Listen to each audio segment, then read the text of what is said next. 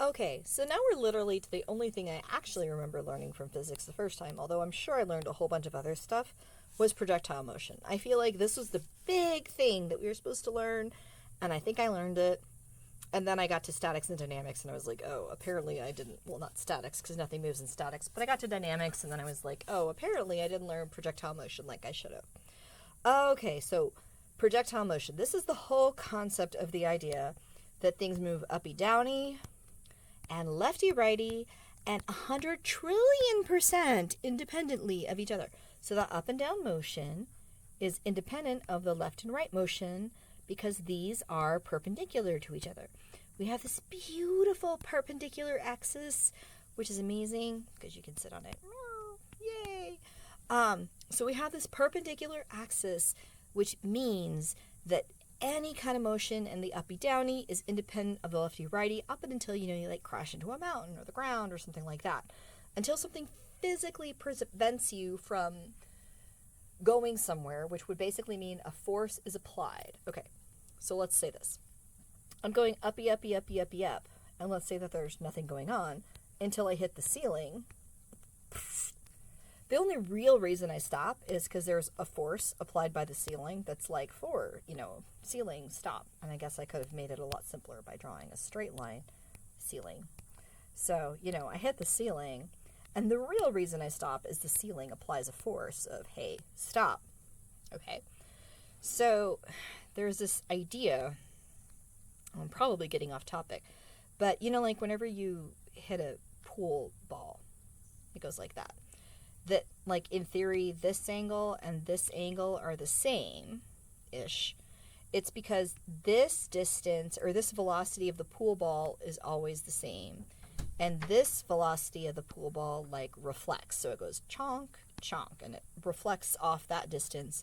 But the distance this direction, or the velocity this direction of the pool ball, aside from some, friction-y stuff, stays the same. The idea is that the two directions of motion are independent of each other. The only reason that your, in this case, uppy-downy motion on the pool ball changes is because it hits the side of the pool table, and the side of the pool table says, hey, you can't go that way. And it goes, oh, I can't go this way anymore? I guess I'll go this way now. Whereas with its lefty-righty motion, it just always goes that one direction, which means that in the end, it looks like the ball goes like this, but really, that's just a combination of these two vectors, right? It's the this way vector plus this way vector. Okay, this is super duper important. And it seems like once you get it, you're like, oh, clearly. But until you get it, it's just very frustrating. Okay, so maybe that's giving you some context for where we're going with this. All right. So projectile motion, this here is talking about how acceleration is always negative gravity, and I hate the fact that your book goes 9.8. Use 9.81 because you're a big kid. You've got your big boy pants. You can emotionally handle 32.2 feet per second squared and 9.81 meters per second and feet per second squared. Okay, so all the equations are exactly the same, but the idea is we're going to separate the lefty and the rightiness of it. Okay, so again, that's what this picture is basically showing, is you've got velocity, and the y velocity is doing y velocity things, okay? And then you have x velocity, and the x velocity is doing x velocity things. Now, what's interesting is generally, because we assume that there's no air resistance, that x velocity stays the same. See how that, little green thing is basically the same length all the time? Whereas if I had done this well, the yellow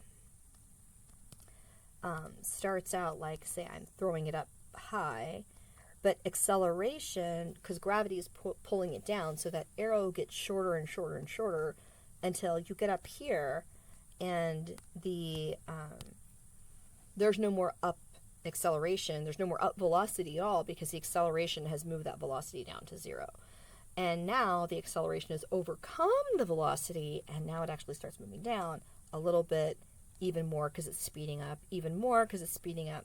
So basically, if it didn't hit the ground, this would keep going down, down, down, bigger and bigger and bigger. And that's what you can kind of see here. See a big, slightly smaller, slightly smaller, slightly smaller, till it's 0, like this. But then here, little, bigger, bigger, bigger, bigger, and until, you hit the center of the Earth. There's also this thing you'll hear about terminal velocity, where basically your velocity and the air resistance, they work together, and then it's basically you hit some kind of standard velocity. That is calculus that we're not doing yet. Right now, we're just assuming gravity is constant, and we're disregarding wind resistance, which is basically just air friction. We're disregarding air friction. But whenever you're looking at the left direction, see, these arrows are all the same size, because in the cow is spherical world, there is nothing that prevents us from going forward. So really the only time we stop going forward is when we slam into the ground. Okay? This is and if I keep saying the exact same thing over and over and over again, it's because this is basically the most important concept that I think you can get out of Physics 1. I mean, everything else is important. You need to know about, I don't know, energy and work and whatever. But, seriously, the concept that the two components of motion, forces, etc., are treated separately, that's the whole ball game. Just, right there. Okay. So, for example, we look at this problem. Fireworks display, shell is shot into the air with an initial speed of something or other. Doesn't really matter. 70. At an angle of 75. Above the horizontal. Okay, the fuse seems timed to ignite the shell just as it reaches its highest point. Okay, so basically, when is the highest point that it hits? Okay. So, this is your standard problem. So it's an angle of 75. Let's make sure I got the picture right. Okay, yeah, that's the 75 they meant. So you have a 75-degree angle here, and it's going off at 70 meters per second. The 100% first thing you do, without thinking, you don't even need to think about these problems. The first thing you do, because you want to get, your partial credit, is you're going to break this out into its two components. So you've got Paponk and Paponk. Now I'm drawing this Paponk over here, but technically it goes over here because it's right there. But, so I've got 70 times the adjacent side, so that's cosine 75. And then 70 times the opposite, so that's sine 75. Okay, so really what this rocket is doing is it's going up at, I'll go ahead and use regular numbers so we're not chasing down sines and cosines. Really? You're going to be like that? That's not what I wanted. I want something else. There we go. Have to always open it as an administrator because apparently science is dumb. Okay, so 70 cosine 75. 70 d times cosine of 75. So that's 1811. So there's an 1811 component, and there's a 70 times sine 75. So there's a come on, chicken. 67.6 component. Okay, 67.6 component. Okay, so here's the big deal. This, if we assume there's no air resistance, there's nothing that ever prevents that 18.11. Are we in meters per second? I've already forgotten. Yeah, meters per second. There's nothing that ever changes this. Never changes. Because there's no acceleration in, when you just walk, there's nothing really preventing you from walking forward except that you get lazy. I mean, I guess theoretically air resistance, but, you gotta just deal. So for the most part, in our assume the cow is spherical world, right? You got your cow. Meow. And we don't do that. This is a spherical cow. It's got little spots on it. That's how you know it's a cow. Okay, this is our cow. This is not the cow. Not a cow. This is our cow. If you assume that this is a cow, then similarly, if you roll a ball, it will roll that speed forever for all eternity. And you just got to deal. That's how it works. Okay, so this is really, really important though, because basically later we'll be like, well, the sum of the forces in the x direction are blah, blah, blah, blah, blah, blah, blah. There are no forces acting on this in the x direction because there's no friction, there's no air resistance, there's no nothing. Okay, so that means that as the ball, as this, whatever this was this a rocket? It's a poofy boff, firework. The firework goes 8.11 meters per second forever until it crashes into the ground. Now it goes 67 meters per second up, and except for the fact that as it goes up, I put a y, x instead of a y. So initial in the y direction is 67.6, but the acceleration in the y direction is negative 9.81 meters per second squared, which means, and as we're, we've thrown things into the air before, it'll go whoop and then stop where the velocity will be 0. At some time will be 0. And then it'll be whoo, where this velocity will be non-zero until it crashes into the ground. And at the point that it crashes into the ground, then the velocity in the x direction will also be 0 because it will have crashed into the ground. Does that kind of sort of make sense? And we are 100 trillion% ignoring all of the forces and all the deformation and all the friction-y stuff that happens at that collision. We're doing all the math before the collision. Because honestly, when you're throwing rockets or, fireworks into the sky, it's good enough. Okay, so all that said, okay, so what was the whole question? Oh, how much time passes between the launch and the explosion? So essentially what we want to know is we can pretend that this doesn't exist at all. Because once we broke the 70 into its two components, for the purposes of answering the question, if your only goal is to answer the question and not have any idea what's going on, ignore the 18.11 and just pay attention to the 67.6.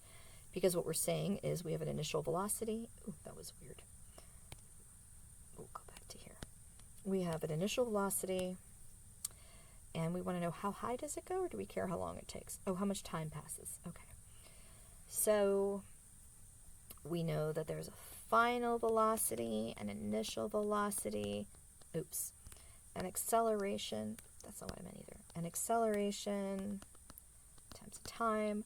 The final velocity when it gets to the top where it explodes would be 0, right? Because that's where it kind of hits that spot. It kind of hovers for a second and then turns back around. It initially starts going up at 67.6. It's going down at 9.81 meters per second times some random t that I don't know what that is. So it's 67 blah, blah, blah divided by 9.81. Gives me 6.89 seconds. So the time that it takes to get, I can't spell, the time that it takes to get up to the top is 6.89 seconds. So time to top. I might do it like that just so I remember what's going on. I put a lot of unnecessary words on my letters because I just need them to know what's going on. Okay, so did I get that right? I always feel like I need to check. Well, there's all kinds of stuff here. Oh, this is a height. What was the question? How much time passes? That's not even the question. Oh, the first question is, what is the height? I went straight to part B. Okay, so we're trying to calculate the height. All right, well, now we can get it because we have the time. Let's pretend we don't have the time. Let's get the height. So since if you just have velocities and acceleration and you want to find distances, but you don't have time. So remember, you have that secret thing that I would always forget existed. I always want to write it as delta S, but it's x minus x naught plus v naught squared. And I'm writing x minus x naught, but really, since we're in terms of y, I want to write this as y minus y naught. And now these are all sub y, sub y, sub y. And I honestly think that's a reason that things get confusing in physics, is because you start having all these subscripts, and the book or your professor or whoever will drop the subscripts, and then you're like, wait, what's going on? And if you're relying on just the equations without knowing what's going on, then everything falls apart. So I don't know if this is helpful. But we are clearly, if we're only working in the uppy-downy direction, then the final velocity squared is 0. 2 times negative 9.81. I don't know the final height. I'll call it, I guess I can just call it h or something like that. Final height. We'll just call the initial height 0, the initial location where it starts. You know, we'll just say it starts at 0. And its initial velocity was 67.6 squared. Okay, so I've got 67.6 squared equals 2 times 9.81 times h. So in theory, I should be able to do this squared divided by 2 times 9.81 and get some kind of an answer. 233? Is that what they got? Please let it be what they got. Please let it be what they got. Yay! Okay, yay. That's always comforting, because sometimes that doesn't happen, and then I have to re-record videos and make it seem like I knew what I was doing the whole time. Alright, h equals 233 meters. Okay, so actually, now that I know that, if I had, let's pretend that I'm on a test and my brain stops working and I forget that this exists.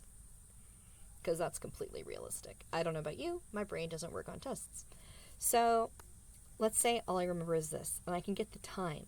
Well, even if all I have is the time, I can still get the height, because I have that other equation, remember? The other equation that's like x equals 1/2 at squared plus v naught t plus, what is it, x naught, except really they're not x's anymore, they're y's.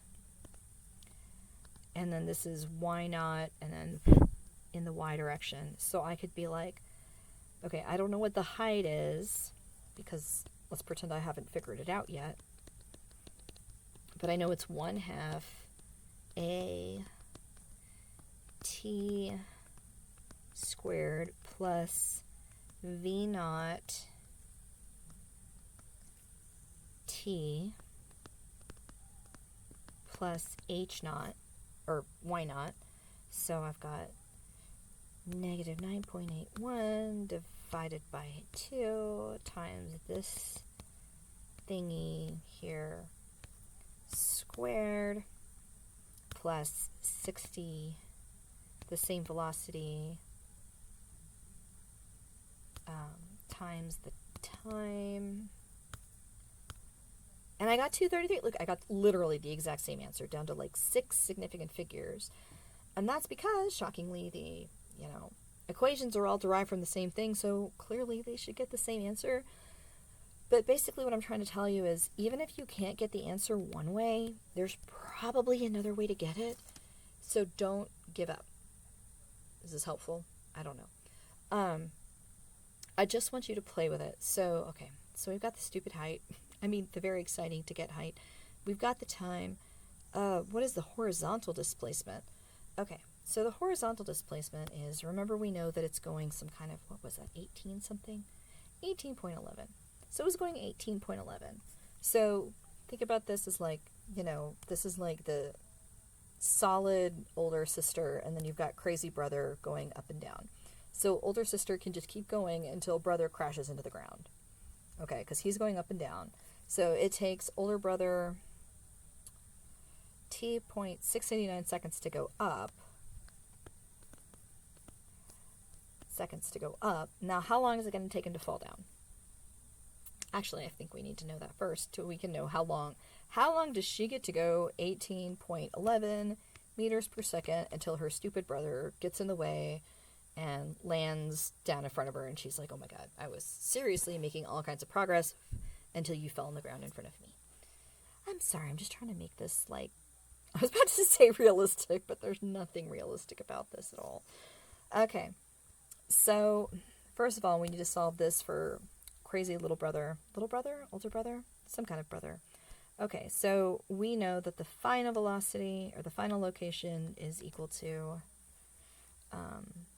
there's probably another way to do this, and your book might be doing it another way, plus v naught t plus y naught. Okay, so if we're falling down, now think about this. So And I really got frustrated when I was in physics because I would always just want to like look at the equation and not have to think. But the equation only makes sense if you're thinking, and it's like the worst, okay? So I know that if I'm falling down, my final location is 0. Okay? So 1/2 negative 9.81 t squared. Now, if I'm falling down, what was my initial velocity? All my initial velocity was 0. What was my initial height? 233. So now I have negative, or not even negative anymore if I go 9.81 over 2t squared equals 233. So 233 times 2 divided by 9.81 and take the square root of that. And obviously I don't care about negative time. So that's another 6.89 seconds. Wow. It's exact same both directions. I don't know why I'm surprised by that. It's because I'm terrible at real life problems. Engineer, terrible at real life problems. Probably should have stuck with just pure math where I can be like, let's prove why a times 0 equals 0.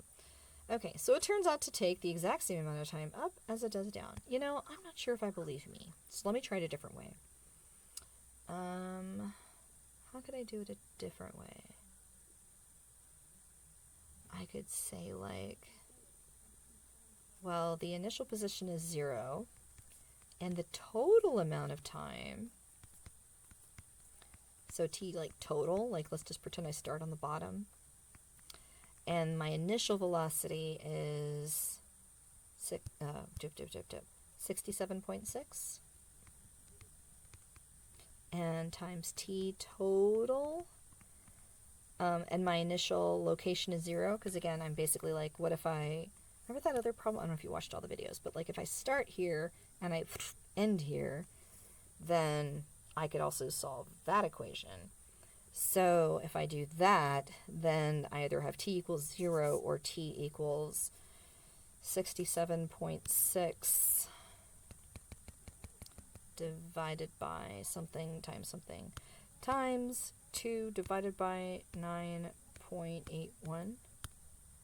Okay, so I got 13.7, but remember that 13.7 is total. And I got those two different t's, so this was t up, this was t down. So t up plus t down equals 689 plus 689. And I think it's the exact same 689, yeah. 689 plus 689. Because, you know, I just don't believe myself. I'm like, why are these numbers the same? But they are. They're exactly the same. And look, 13.7849. Exactly the same. 7849. So 13.7849 seconds. So look at this. I solved it 2 different ways. Got the exact same answer. This should make you, like, actually super secretly happy. That, like, worst case scenario, your brain freezes. You can't solve it one way, so you try to solve it another way. And as long as you're, like, marginally consistent, you should eventually get the right answer. Okay, this is also another way that we can tell that, you know, you're just getting your answers off the internet, except everyone solves it the exact same way. Okay, so what was the whole question again? I forgot what I was doing. This happens all the time in these problems. What is the horizontal displacement of the shell when it explodes? Oh, when it explodes, not even when it lands. See, I did all this extra work. So I was solving it for when it lands. So I'm going to do this anyway.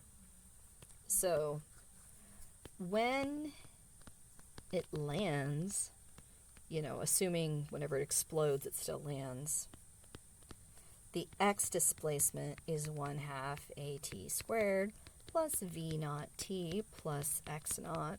All of these are in the x direction. But of course, this is what I'm looking for. And acceleration in the x direction is, in fact, 0. So we'll just, acceleration in the x direction is 0. Plus v naught, which was 1811. No wonder I was doing all that extra work. I was like, that's a lot of extra work for one problem. So the total time was that 13.78. You're like, what was she doing? And the original position was that. So, you know, eventually I'll get an answer that nobody cares about. But, you know, I will feel better. I will sleep sounder. and I will come out 3 feet taller, 250.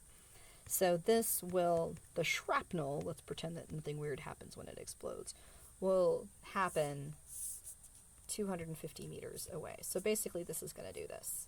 It's going to get up to 200 and what do we say, 33? I always forget these things.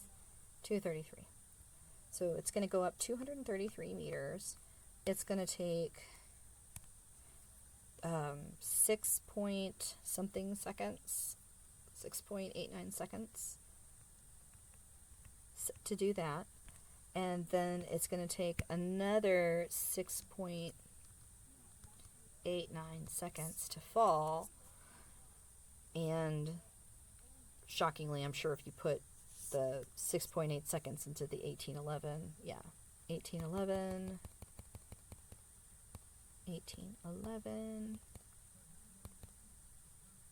times the 6.8 seconds.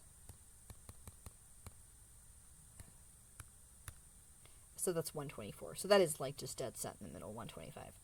So whenever it explodes, it's at 125 meters when it explodes. Okay, does that kind of sort of make sense? Any other question that it's asking? Oh, it might ask, what is the total displacement? Okay, so that was the second question, or the last part of the question. Now I'm going to answer a question that it didn't ask. So if I was going to draw this as a vector, final, like right before impact, what would the velocity be? Because that's a really interesting question. So the velocity before impact in the x direction is still just 18.11. Sorry, I'm going back and forth so much. Yeah, 18.11. So the velocity before impact is just 18.11 in the I hat direction, right?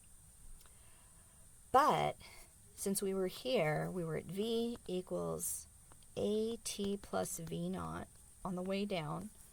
Our final v, we don't know in the y direction, but it's negative 9.81 times that 6.89 number, but our initial velocity was 0 at the top of the fall. So we've got negative 9.81 times, except I can't spell.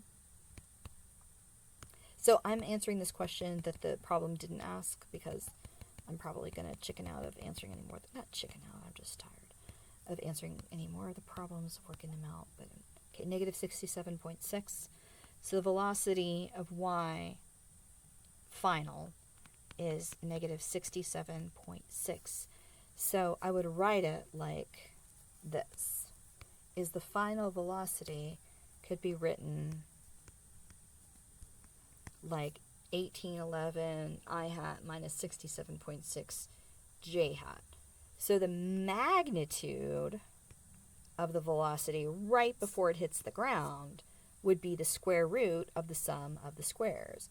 So the square root, the square root of that 1811. And notice how I keep going up and using the original values. And that's because whenever you're using the original values of the calculator, even though it only shows like 1811.73, there's way more sig figs shown here. And then plus 67, I'm going to knock off that square root in a second, that negative. I'll just delete it. So the magnitude at with which it hits is 70, which is really kind of disappointing, but it makes sense because if we see that there's no loss in energy due to friction, okay, so think about that for a second. If we don't lose any energy due to air resistance or friction, it's landing with the same velocity that it went up at. I mean, I know it explodes, but I mean, let's just pretend it doesn't. It's a faulty whatever.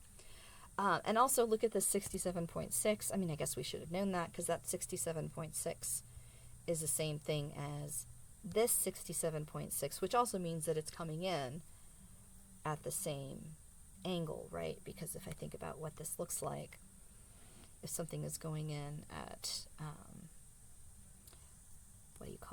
811 I hat, and then 67 J hat, I'll bet you anything that is going to be that 75 degrees, 0.6. So if I come here and I do the inverse tangent, I feel like you're just sitting there going, yeah, we already knew that, crazy person. But I feel like it's important to say it. Divided by 1811, which is way up here.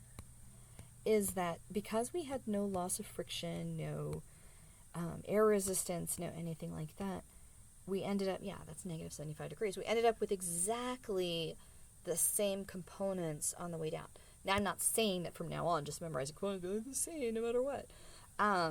Because once you start having friction and wind resistance, then things all go crazy. Right now, we're just trying to understand physically, what is, if we assume this cow is spherical, which is as much math as we can handle really before computers, we could not send people to the moon before computers. We just couldn't do it. And in fact, even when we tried to put people into the air, we killed a lot of them because we were not good at it. And we couldn't anticipate what was going to happen. We just kind of had to guess. So our ability to do these really complex calculations really came on whenever we could use computers to help us, plug all that stuff in, and plug in all the variables and all the different things. But again, if you're assuming the cow is spherical and you're just trying to throw ballistics, this is good enough for what you're trying to do. So hopefully that's something to kind of get you started. And I don't know if I actually solved this how the book did it all, but, it should be enough to kind of get you an idea of what you're looking for. So this problem is basically the exact same thing, except, instead of your, whenever we're doing the x equals 1/2 at squared plus v naught t plus x naught, except that we're not doing x's, we're doing y's. At some point, since this says that it's 10 feet up, one of these is going to be 10 feet. If you're starting at the start, you'd be okay, so this one is 0, but we're ending 10 feet high, so you're not ending at 0. That's kind of what you're looking at. And then you, of course, got to remember to break this into its two components, which, if you remember, your special triangles are 15 square root of 2 and 15 square root of 2, or just 30 cosine 45, 30 cosine 45. But again, it's the same basic idea. So there's all these special formulas that they try to tell you. Don't look at any of that. It's garbage. And you're memorizing a whole bunch of equations for absolutely no reason when you don't need to, because you're a big kid and you can do algebra. Okay? So don't memorize a whole bunch of unnecessary equations when you can just use the 3, 4, 3 really, right? Because it's this one with the 1/2 at squared.